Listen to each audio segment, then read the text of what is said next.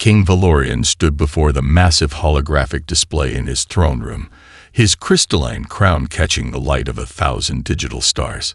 His clawed hands, scared from countless battles, clenched into fists as another sector of his defense network turned gray. The Maraxians had withdrawn their forces during the night cycle, taking their quantum shield technology with them. My king, his advisor, first speaker Teller, approached with characteristic caution. The Maraxian ambassador left a message citing urgent domestic concerns as their reason for withdrawal. Valorian's golden eyes narrowed. Domestic concerns, like the Vrel's resource allocation emergency last week, or the Zen Collective's cultural festival the week before that. His voice, deep and resonant, carried the weight of mounting frustration. The statistical displays told a story that made his heart ache. 15 allied species had pledged to stand with the Centauri crown against the Obsidian swarm. Now, barely 3 months into the conflict, only 5 remained. The massive strategic display showed more gray zones than active ones, each representing billions of cubic kilometers of abandoned space. A soft chime interrupted his brooding. Admiral Chen's daily report, Your Majesty, Teller announced, his secondary arms working the control panel. The human admiral's image appeared in the center of the room. Sarah Chen stood straight-backed in her dark blue uniform, her black hair streaked with silver and pulled back in a regulation bun. Despite commanding the smallest fleet in the Alliance, she had positioned her ships to cover 2 sectors, her assigned space and the gap left by the departing Vrel. Your Majesty, she began, her tone professional but warm. The Obsidian swarm made 3 probing attacks in the last 26 hours. We've successfully repelled all of them with minimal losses. However, I've noticed something interesting in their attack patterns. Valorian leaned forward, his impressive height making him tower over the hologram. Continue, Admiral. They're learning, but not in the way we expected. Each attack uses slightly different formations, as if they're testing not just our defenses, but our decision-making process. Her hands moved, pulling up tactical displays. See here and here, they're not just gathering data on our weapon capabilities. They're studying how we think. The king's eyes widened slightly. In 3 centuries of rule, he'd never considered warfare in quite these terms. Your suggestion, Admiral. A slight smile crossed Chen's face. Let's teach them the wrong lessons, Your Majesty. My tactical officers have developed a strategy we call Operation Ghost Dance. We'll show the swarm patterns that aren't really there, lead them to conclusions that will work against them later. Before Valorian could respond, another alert sounded. Teller's skin paled to a sickly blue. The Koth Dominion is withdrawing, my king. Their dreadnought fleet, they're already jumping to hyperspace. The display updated, another sector fading to gray. The Koth had been one of their strongest remaining allies, their plasma cannons essential to the defense of the inner systems. Now only 4 allies remained: the humans, the silicon-based Kirin, the energetic Pulse Collective, and the hive-minded Myth. My condolences, Your Majesty, Admiral Chen said softly. Would you like me to adjust our fleet positioning to compensate? Valorian stared at the tactical display, at the tiny human ships now hopelessly outnumbered, yet still holding their position. You would stay, Admiral, even now. Of course, Your Majesty. Her response came without hesitation. Earth has pledged its support, and we stand by our word. Besides, she added with a hint of that peculiar human expression called a grin, I'd like to show you how that ghost dance strategy works. Trust me, the Obsidian swarm won't know what hit them. For the first time in days, Valorian felt something like hope stir in his heart. He might not understand these humans completely, but their determination was something to behold. Very well, Admiral. Show me this dance of yours. Admiral Sarah Chen stood at the command center of the Nova Centauri Mining Control, surrounded by confused Centauri technicians and grinning human engineers. Holographic displays showed thousands of mining drones, their usual orderly patterns now transformed into what looked like chaos. "I assure you, Director Call, this is completely intentional," Chen explained to the agitated Centauri mining director, whose silver scales were shifting colors in distress. "Your mining drones are about to become our greatest defensive asset." The massive windows of the control center offered a spectacular view of Nova Centauri's asteroid belt, where pinpoints of light marked the position of each drone. As they watched, the lights began to move in new patterns, herding selected asteroids into what appeared to be random configurations. "But the mining quotas," Director Call protested, all four arms gesturing at his productivity charts. "The precision formations we've maintained for centuries will return when we're not facing extinction." King Valorian's voice cut through the chamber as he entered, his crystalline crown catching the light of the system's twin suns. "Continue, Admiral Chen." Chen nodded and expanded the tactical display. "The Obsidian Swarm relies on perfect mathematical predictions.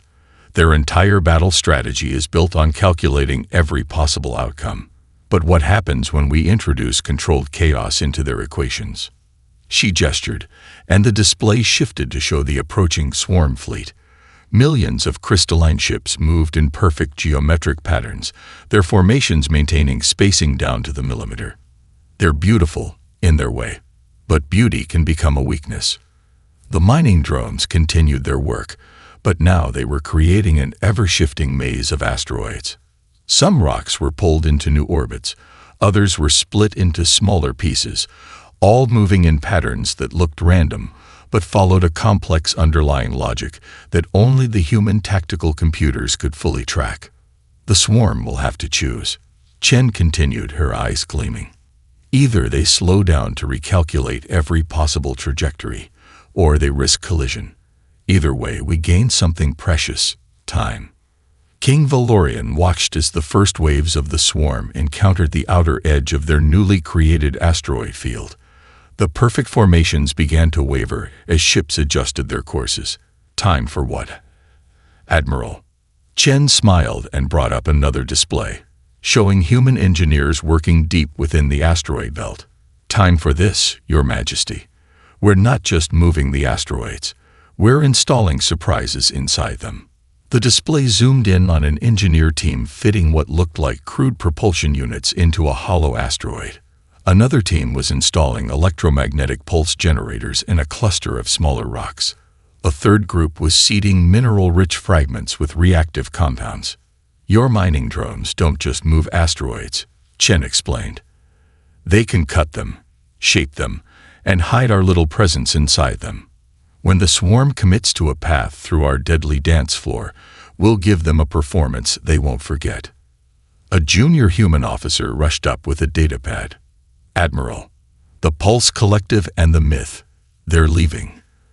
Only the Kirin are still with us." The room fell silent. Now only two allies remained with the Centauri crown, the humans and the silicon-based Kirin.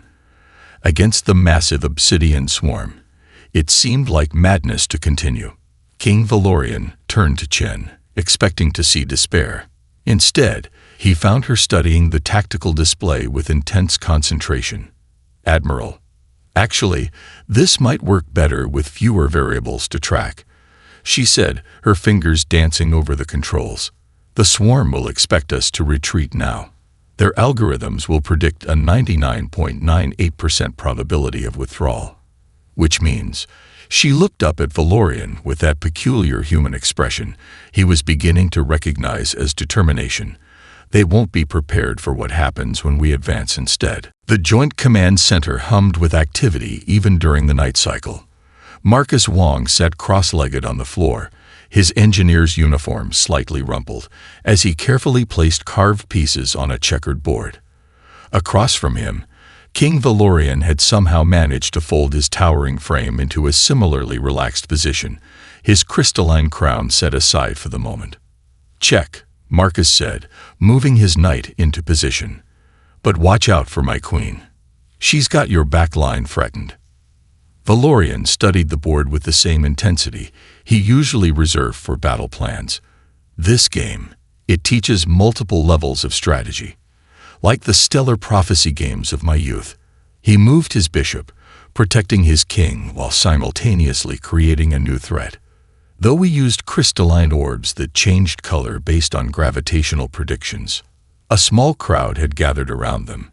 As usual, human crew members and Centauri warriors stood shoulder to shoulder, watching the game unfold. Some made notes on data pads, others whispered quiet conversations about strategy and tactics. "Tell me about these prophecy games," Marcus said, considering his next move.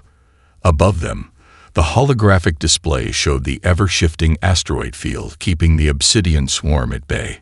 "Did they help you predict battle outcomes?"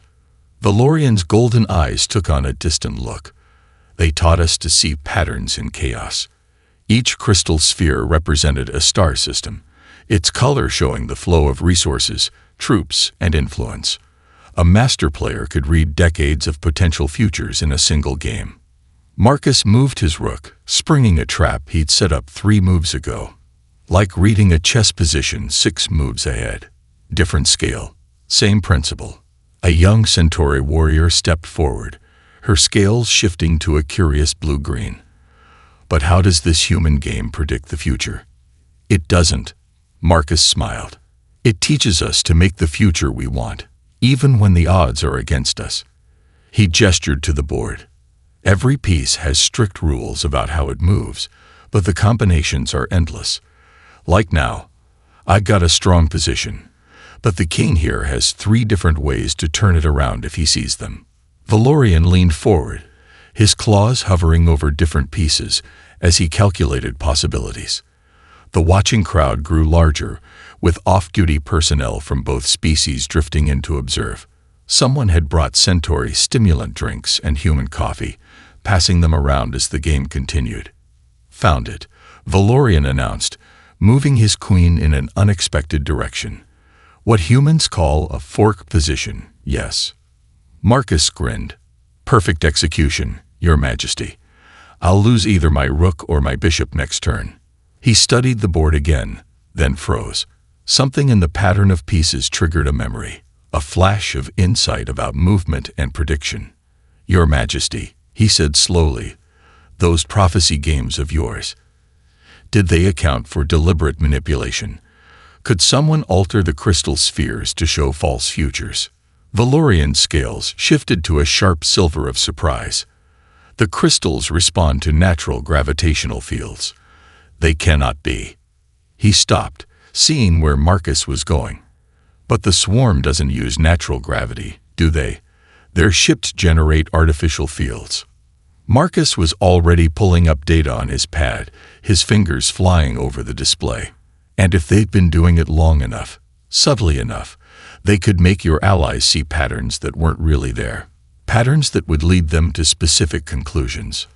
The game lay forgotten as both players stood, their audience catching the sudden tension.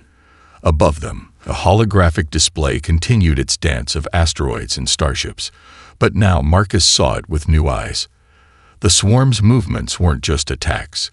They were messages written in gravity and light, telling stories that had been centuries in the making. Stories designed to break alliances apart, one predictable move at a time. The Royal Archive Chamber had never been so crowded. King Valorian stood at its center, surrounded by holographic displays showing centuries of alliance communications. Marcus Wong sat at a terminal nearby, his fingers dancing across multiple interfaces as he correlated data streams. Admiral Chen paced the room, her practiced eye-catching patterns in the chaos of information. "There," Marcus said, highlighting a series of gravitational fluctuations. The swarm's ships always maintained specific formations when dealing with each species. For the Meraxians, they created patterns that resembled failing quantum matrices. For the Koth, they mimicked the resonance frequencies of unstable plasma containment. Valorian's scales shifted to a deep purple of realization.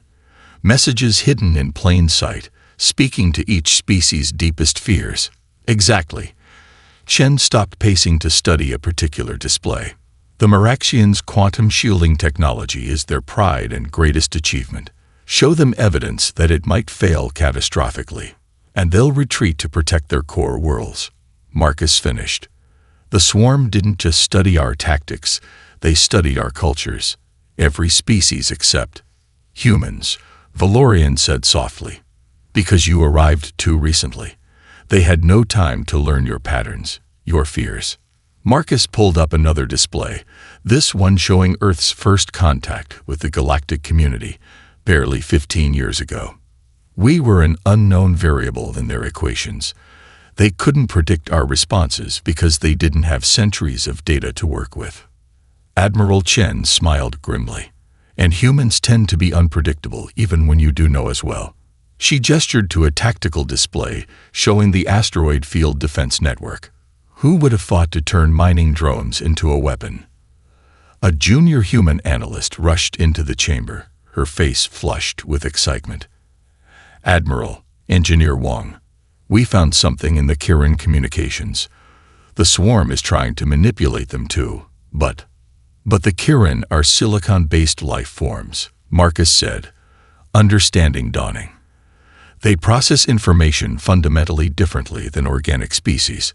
The swarm's psychological tactics wouldn't work the same way on them. Valorian moved to the central display, his claws tracing patterns in the data streams. This explains why the Kirin remained when others fled. They were immune to the whispered fears, just as humans were immune through their newness. More than that, Chen added, pulling up historical battle records. Look at the timing of each species' withdrawal. The swarm spent centuries setting up these psychological triggers, but they only activated them when the alliance was formed. Why? Marcus's fingers flew across his terminal. Because they feared the alliance itself. Individual species they could predict and manipulate, but true cooperation between different forms of life. That was a threat to their perfect mathematical order. The room fell silent as the implications sank in. The swarm hadn't just been fighting a war of ships and weapons. They had waged a campaign of infinite patience, planting seeds of doubt and fear across generations, all to prevent the one thing they couldn't quantify: genuine unity between different species. We have an advantage, Chen said finally. They don't understand humans well enough to manipulate us, and the Kirin's silicon nature makes them resistant to the psychological warfare. If we can combine that with the Centauri's strength. Valorian's scales shifted to the bright gold of determination. Then we have a real chance, not just to win this war, but to prevent them from ever using these tactics again. Marcus looked up from his terminal, his eyes bright with an idea. Your Majesty, remember our chess game? How the best moves often come from creating unexpected combinations. He pulled up a new simulation. What if we could take these gravitational messages they've been sending and turn them back against the swarm? King Valorian stood alone in the human archive room, surrounded by holographic recreations of Earth's past. The room's adaptive systems responded to his presence, adjusting the atmospheric conditions to suit his Centauri physiology while maintaining the crisp clarity of the projections. Display. Earth Historical Analysis. Focus on civilizational resilience, he commanded. The air filled with timelines, each one showing the rise and fall of human empires, kingdoms, and nations. A soft chime announced Admiral Chen's arrival. I thought I might find you here, Your Majesty. Third night cycle in a row. Valorian didn't turn from the displays. Your species has survived more falls than any other I've studied. Rome, Byzantium, the Khmer, the Maya. Each time a great civilization collapsed, humans rebuilt. Not just recovered, but created something new. Chen stepped closer, watching as the holographic recreation showed the fall of Constantinople. We're stubborn that way. Some might call it a weakness, our inability to maintain a single stable civilization for millennia like the Centauri. No, Valorian's scales shifted to a thoughtful blue. It's your greatest strength. The Centauri have ruled the same way for 3,000 years. We've forgotten how to adapt. He gestured at another display showing the British Empire. But here, when this empire faced crisis, it didn't simply collapse. It transformed. The Admiral smiled. The Commonwealth. Not what they originally intended, but perhaps something better in the end. She watched as Valorian moved through the displays with surprising grace for his size. You're looking for something specific. Here, he stopped at a recreation of ancient Greece. Thermopylae. 300 warriors against an overwhelming force. They knew they couldn't win, yet they stood their ground. To buy time for others to prepare. Chen nodded. Sometimes victory isn't about surviving yourself, but ensuring others have a chance to carry on. Valorian's claws danced across the controls, bringing up more battles. The Alamo, Stalingrad, the Battle of Britain, the last stand of Korea. In each case, your people faced opponents with superior numbers, superior resources, or superior technology. Yet even in defeat, these battles served a greater purpose. They showed that resistance was possible, Chen said softly, that even the mightiest enemy could bleed. The king turned to face her fully, his golden eyes intense. The obsidian swarm studies patterns, predicts responses based on rational self-interest. But humans, he gestured at the displays, humans routinely defy such logic. You fight battles you cannot win, defend positions you cannot hold, all because you believe in something beyond mathematical probability. And that confuses them, Chen realized. Just like our asteroid field tactics, they can't predict our actions because we don't always act in our own best interest. Valorian moved to another display, this one showing the reconstruction of Earth's cities after the climate wars. Your cities burned, your coastlines drowned, yet you rebuilt. Not the same as before, but adapted, stronger. His scales rippled with excitement. That's what the swarm fears most about our alliance. Not our combined strength, but our capacity for transformation. Chen stepped forward, studying the images of humanity's past struggles and triumphs. You're thinking we should stop trying to fight them conventionally. Yes, Valorian's voice carried the weight of revelation. We need to fight like humans, not to preserve what we are, but to become something new. Something they cannot predict because it has never existed before. The Admiral's eyes gleamed with understanding. A true fusion of our cultures. Not just humans and Centauri fighting side by side, but learning to think and act as one. Exactly.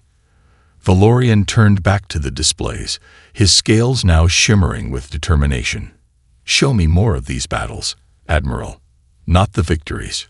Show me how humans turn defeat into transformation. The bridge of the Centauri flagship blazed with activity as King Valorian watched the combined fleet take formation.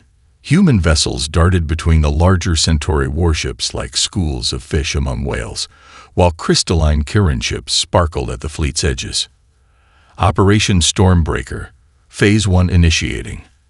Admiral Chen's voice came through clear and steady. All ships, execute pattern trireme.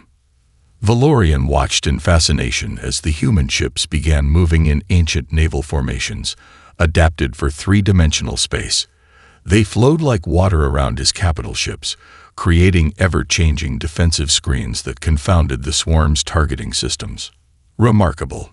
First speaker Teller observed from his station. They're using their smaller size as an advantage, making our fleet appear to shift and ripple like a living thing.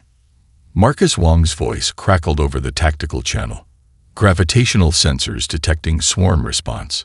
They're trying to adapt their formations, but their processors are struggling with the organic patterns.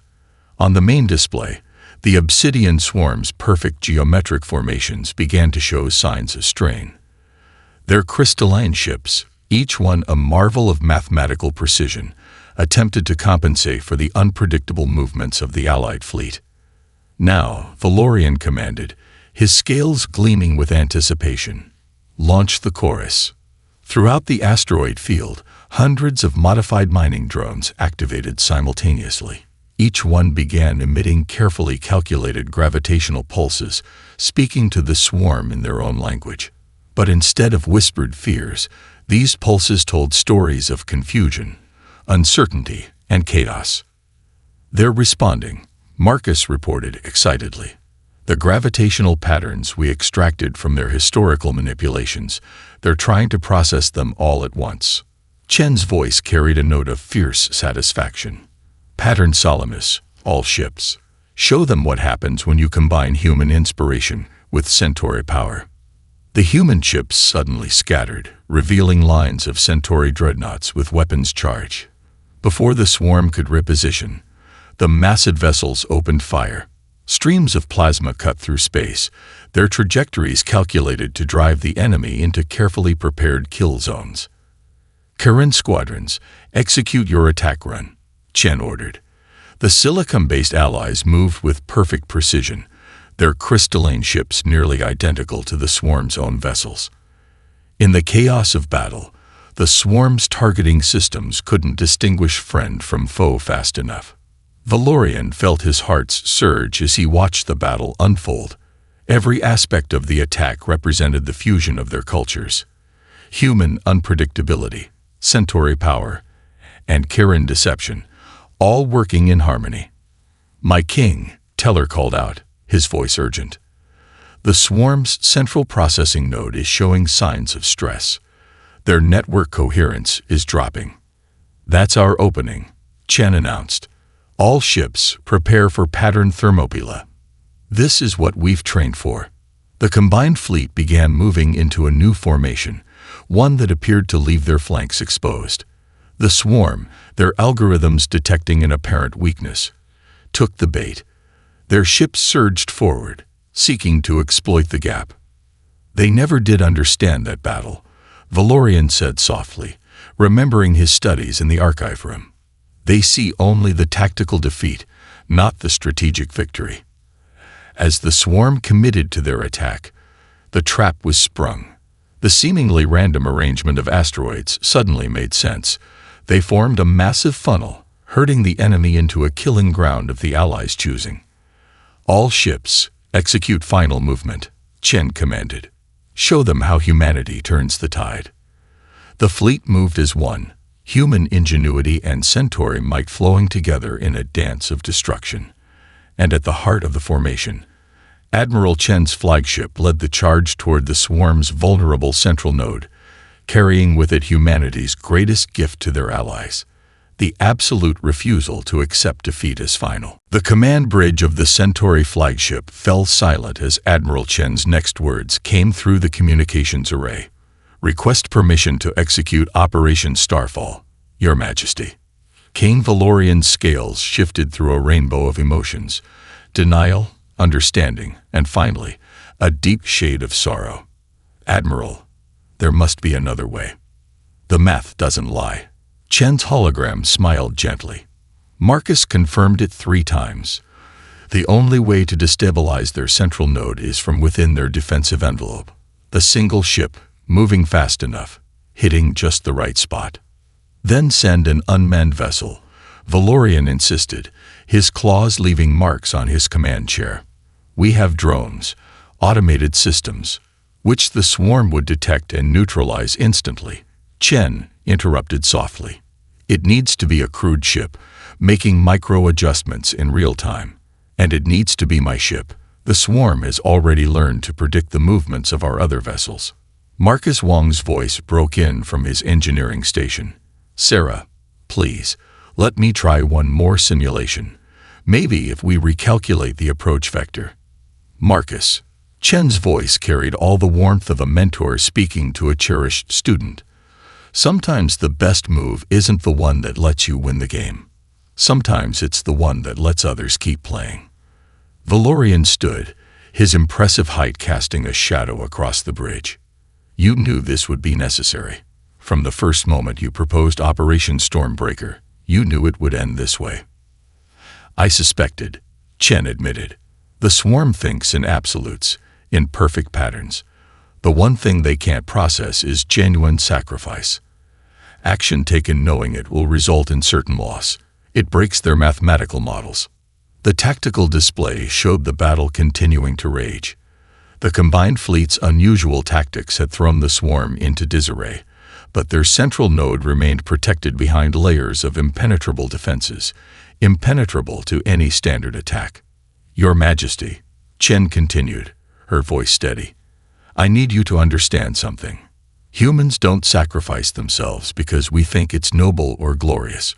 We do it because we've learned, through all our history, that sometimes the price of a better tomorrow is that we don't get to see it ourselves. Valorian's scales shifted to the deep blue of ocean depths. Like Thermopylae. Like all those battles you showed me. Exactly. And now I need you to make me a promise. Chen's hologram stepped closer, looking up at the towering king. Promise me that you won't let this be just another heroic last stand. Promise me you'll build something new from it. Admiral Valorian began, but Chen cut him off. Sarah. At this point, I think you can call me Sarah. A small smile flickered across the king's face. Sarah, I promise. Whatever comes after this day, humans and Centauri will face it together. Good. She straightened her uniform, every inch the commander even in this final moment. Marcus, remember what we talked about. Sometimes the best moves aren't in the rulebook. Wong's voice was thick with emotion. I'll remember, Admiral. It's been an honor. The honor has been mine. Chen's hologram turned back to Valorian. Permission to execute Operation Starfall, Your Majesty. Valorian stood at his full height, giving her the formal Centauri salute of equals. Permission granted, Admiral Sarah Chen. May the stars light your path. Thank you, Your Majesty. Her smile was radiant as she returned the salute. Now, watch closely. I'm about to show the swarm something they've never seen before. A human being choosing exactly when and where to break their perfect equations. The Garden of Unity bloomed beneath Nova Centauri's twin suns, Earth roses growing alongside crystalline Centauri flowers, in a seamless blend of organic and mineral life. King Valorian stood at its center, his scales catching the light as he watched a group of children playing among the paths.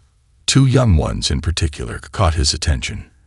A human girl with dark hair like Chen's, and a Centauri boy whose scales were just beginning to show their adult patterns.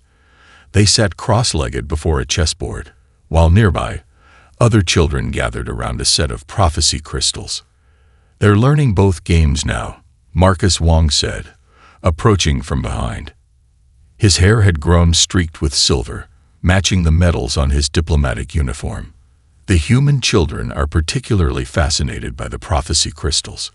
Something about the way they change colors speaks to them. Valorian nodded, his expression thoughtful. And our young ones have taken to chess with surprising aptitude.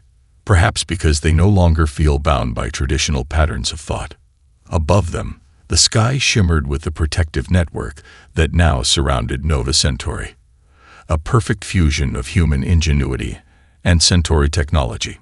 5 years had passed since Operation Starfall, since Admiral Sarah Chen had broken the swarm's perfect equations with her final, impossible move. The Meraxians sent another petition for readmission to the Alliance. Marcus mentioned, watching the children play. The third one this month. And the Koth as well, no doubt. Valorian's scales rippled with something between amusement and sadness. They all wish to return now that the danger has passed. Thanks to Sarah, Marcus's voice carried the weight of memory. She would have appreciated the irony. Her sacrifice made our alliance more attractive than any amount of political maneuvering could have. The king gestured toward the memorial spire that rose at the garden's edge, its crystalline surface etched with images from human history alongside Centauri star charts. She taught us that true strength lies not in standing alone, but in choosing to stand together, even when logic suggests retreat. A cheer went up from the children. The human girl had just won her chess game, but instead of celebrating, she was showing her Centauri opponent the sequence of moves that led to victory. In turn, he was explaining how the same strategy could be applied to the prophecy crystals. Look at them, Marcus smiled. No concept of species superiority, no attachment to traditional methods. They just take what works and make it better. The future Sarah fought for, Valorian agreed. Not just survival, but transformation into something new. He turned to face the memorial. The swarm could never understand sacrifice because they could not comprehend fighting for anything beyond oneself. But humans, we've had lots of practice, Marcus finished. Thousands of years of learning that sometimes the most powerful thing you can do is choose to be part of something bigger than yourself. A soft chime sounded, and the garden's holographic system activated, projecting the daily remembrance. Admiral Chen's image appeared, just as she had looked in her final moments, proud and determined. The children paused in their games, watching with quiet respect as her last message played. Remember not how this ended. Her voice rang clear and strong, but what it began. In our darkest moment, we proved that different species could become more than allies. We could become family. That's worth any price. The human girl stood and gave the traditional Centauri salute to the hologram. The Centauri boy beside her followed suit, adding the human military salute he had learned.